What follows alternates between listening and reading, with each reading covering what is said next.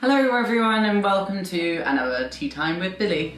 So today I want to talk about a semi-serious topic and a sad thing that's happened only recently.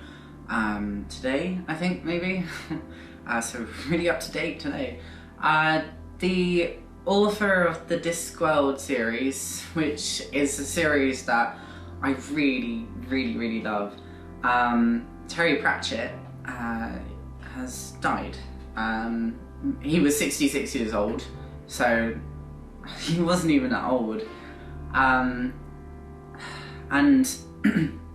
like, if you haven't read his books, good God, please read them, because they are honestly the funniest books you will ever read. Like, this guy, like, he has just some of the best humour ever. Like it's hard to explain. It's kind of a bit of dark humour with just like sort of like, I don't know, there's a slapstick. It's got like so many different levels of humour, and like my favourite character in that book is Death, which like kind of says something, because if you can make Death like the best character in the book, then, or in the series even, then that's great, because the series as a whole takes place within like the same world. This is the Discworld series.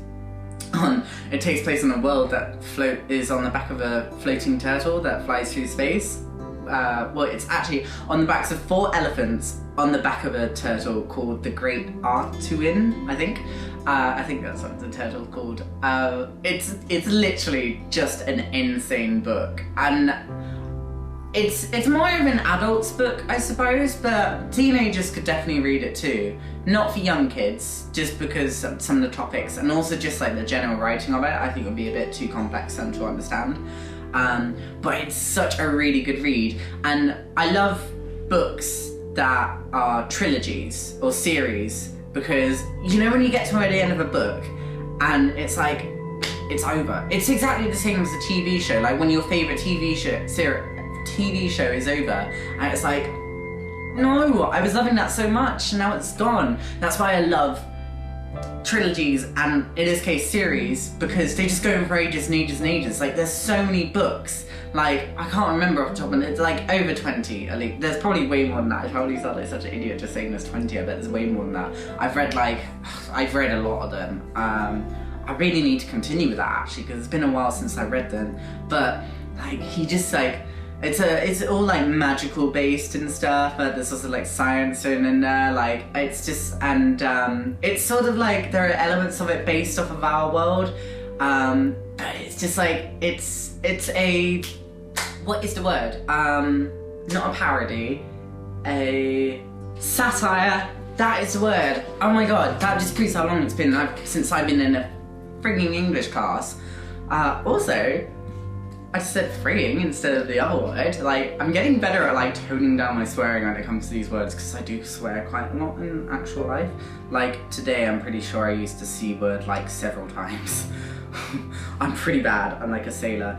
My arm is really itchy. I don't know why. Anyway, so yeah, it's a satire. It's a satire of this world and our modern culture, and but it also takes it's got satirical elements of like the likes of J.R.R. Tolkien's work and H.P. Lovecraft, and like very like just like classic, broadly known fantasy genre books basically. Some of them have been adapted into like TV or movies and stuff. Like there's The Hogfather, that was one of my favourite like Terry Pratchett movie things. He actually makes a cameo in that as well. I forget who he played as. I think it was like a toy maker or something in it, or a toy seller. But yeah, it's just really like silly but fantastically written at the same time. So I definitely recommend it. I just recommend reading in general. I'm such a bookworm. I read at least an hour a day, every day. Most of the time I use my commute to work as like my reading time, and it takes about half an hour to get to work. So I do read like quite a lot every single day, and you know, I'll read some while I'm at home as well. I don't know how I manage it. Work, social media, Netflix, reading, what? Gaming. God, how do I do it?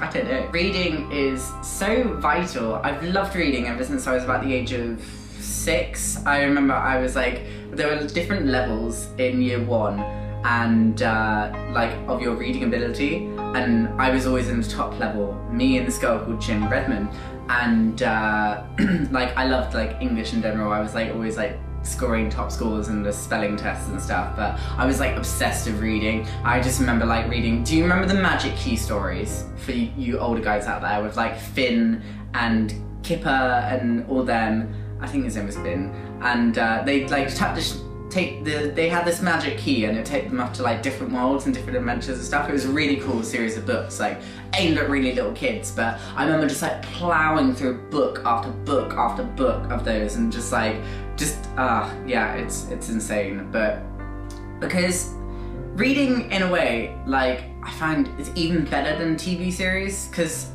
Game of Thrones, for example, let's take that.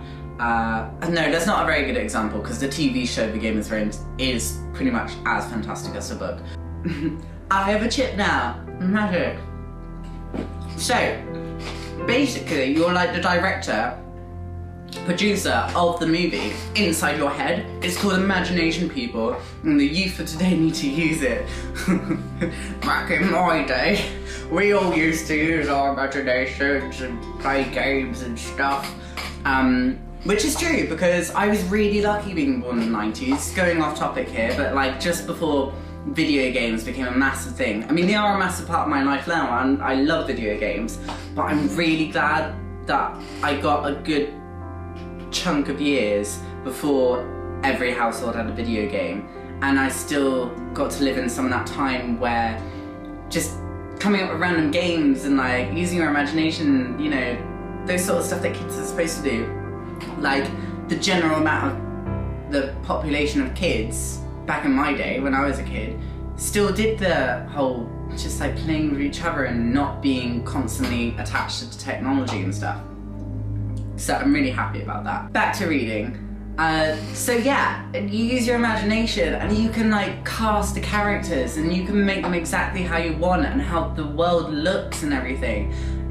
You're like literally given the script and you create your own movie inside your head, and I think that's just like fantastic. I mean, I know that not everyone enjoys reading. I realise that, and if you don't, that's totally fine. That's up to you. Like, I'm not gonna, as long as you had a go at it. But it's people who don't have a go at it and just don't bother reading, it's like, you could like literally just like blow your own mind. And you learn so much as well, like just spelling, and just like it's such a useful tool to have, like it's crazy.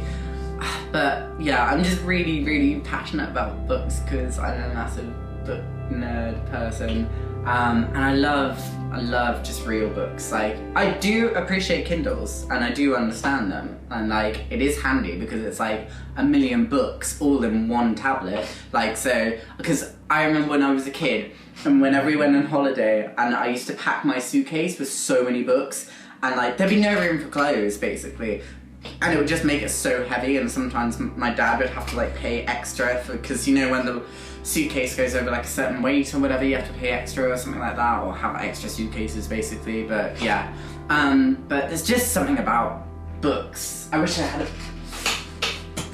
books. The Great British Farmhouse Cookbook, but just the feel of it in your hands and the smell of the paper. I mean, this particular book smells really new. I do like the smell of new books, but I just prefer the smell of old books slightly better. This chair is ridiculously squeaky. I am in such an excitable mood today. I'm just feeling energized for some reason. I only had 1 cup of coffee today. Maybe that's it. Maybe I just need to start drinking less coffee and then I'll feel more like awake and more like woo! But yeah, old books. We used to, the boarding school that I used to go to was over 500 years old. And I know that's really old. That's like older than the America, not like the actual continent itself, but you know, like the people in America, not the Native American. You know what I'm trying to say, basically, like the whole government and infrastructure of the United States of America as is right now. My school was older than that, which is kind of weird to think about it. It had this library in it, this one room, and it was mostly used as like a music room.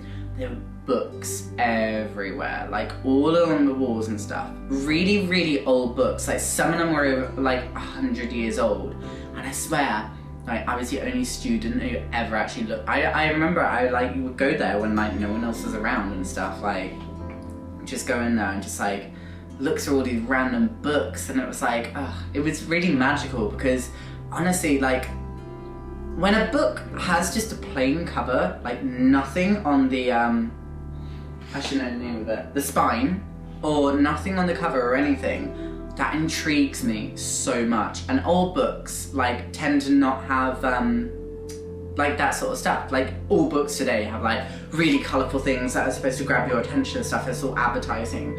But something about books that give no information on the surface, just like I'm so drawn to. It makes me feel like of like ancient books, like lost magical books or something like you see in TV shows and movies and stuff, and like a grimoire or something.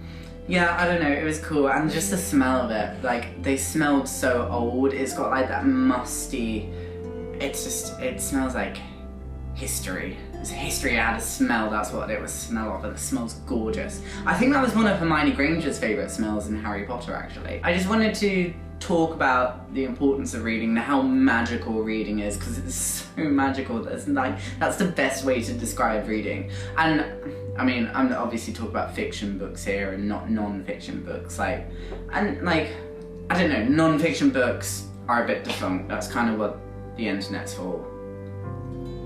Yeah, I don't know, I was never really into non-fiction books. I remember saying to my ex-boyfriend once on the phone, we were talking about the news, and because I was reading Game of Thrones at the time, and I was like, I don't care what's going on in the real world, but if you want to know what's happening right now in Westeros, I can update you on that. He doesn't read Game of Thrones or Watcher or anything, so he was like, you're really weird. And yes, that is true, and I'm happy about that. But yeah, I don't know, I just get a bit more obsessed with all these fake worlds than I do the real world itself, which doesn't sound particularly healthy, but hey, it's just mega interesting. I wonder if, like, when books were first created, like, you know how adults nowadays saying like video games are bad for kids and stuff, like they rot away their minds and all that malarkey. Whether when books are originally created and like everyone was like reading books, like whether people like were like, books are bad for people. I don't know. Maybe. Who knows? Hopefully I've inspired you, at least one of you, to go read a book. I hope. So fingers crossed. That is my goal for today. Yes, and rest in peace, Mr. Pratchett.